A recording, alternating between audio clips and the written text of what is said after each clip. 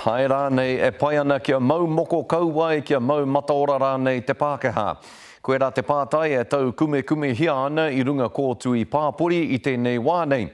Nā te whai a tētahi wahine Pākehā, hara a Sally Anderson i te moko kauai, i hua ake ai te tohenei. Kei te tino kitea i tēnei whakāhua nei te moko kauai kai aia, i tukuna ara paira tāwhai ki te rapu whakaaro mō tēnei take i te rānei, anei rā tana pūrongo. He taonga nā te Māori e horapa haere nei. It took me 2.5 years to actually accept for her to have it done.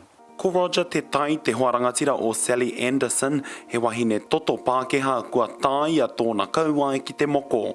Kai te kauhau nuitia te take nei e te iwi Māori, mena rānei e whakaaetia ana te tangata kore toto Māori ki tētahi mataora moko kauai rānei. He pai rau atu, that's te whakaro he pai tēnei whakaro ki a rātou, ne? But when you judge a person and you haven't met them, what does that make you? They should all be working in the courtrooms, those people who love judging people. Hei tā tēnei kaitā kāri ia i te whakai ki te take nei, he huarahi me whai e te tangata kia riro i ena momo moko. Mā tō whānau, mā tō hapu, mā tō iwi rānei koe e tono e whakatū kia whakawhiwhia ki tēnei taonga a tātou. Engari hei tāna anō e hara i te mea he take hou tēnei.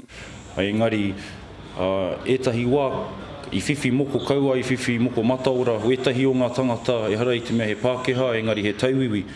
Engari, ko e nā tāngata, kua noho i Wainganui i o tātou tipuna, i Wainganui i o tātou hapuri, whānau hapu, me te tākoha, me te whakaraura i ngā āhuatanga Māori. Ko tā te tai koira te huarahi i whāia e rāua ko tōna hoa, nā te whānau nā te matua ake o te tai i whakaai. As you said, she's more Māori than you'll ever be.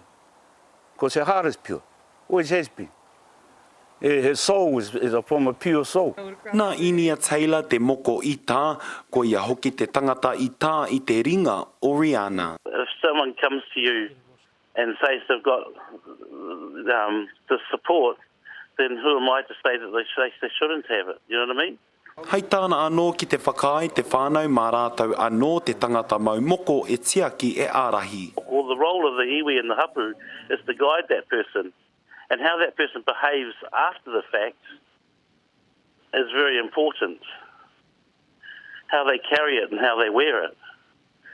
I mean, whether or not Sally's going to be able to live up to that, I don't know. Hei tāna anō he kaupapa nui tēnei hei kauhautanga mā te katoa, rāpaira tāwhai te karere.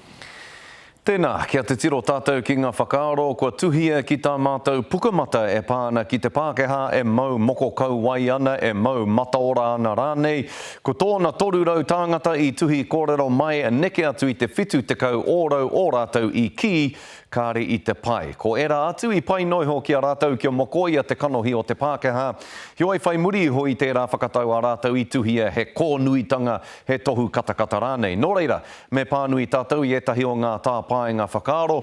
Nā, hei tā Tiara Beetham, kei te whai whakaaro rānei te ao Māori ki tēnei momo kaupapa i a tātou e aki nei i a tauiwi ki te kawe ake i te mānuko o te ako i te reo, hei tā moe matire ngata.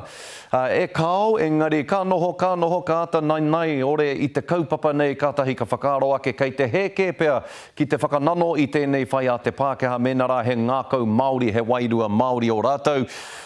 Me ki he maha ngā kōrero whaka ore hiri kapo i tuhia mai pēnei i tēnei nā Hank Kitty Zuckerberg. Nā hei tāna, he whakahahaki o tātou whakaaro ki ngā Pākehā, tuatahi ki tēnei whenua, me tō rātou ngākau nui ki te tauawhi i ngā āhuatanga o te ao Māori. Hoi anō he kaupapa wenerau, he kaupapa miharo anō hoki tēnei hei wānanga mā tātou, ki te hia koe, ki te whakaputa whakaaro, tuhia mai ki wā mātou tūwā papa ko tui pāpuri, i nā rā hoki ki tā mātou pukamata, kei reira ke, hoa mā, kei reira ke, te wānanga nui nei e haere ana.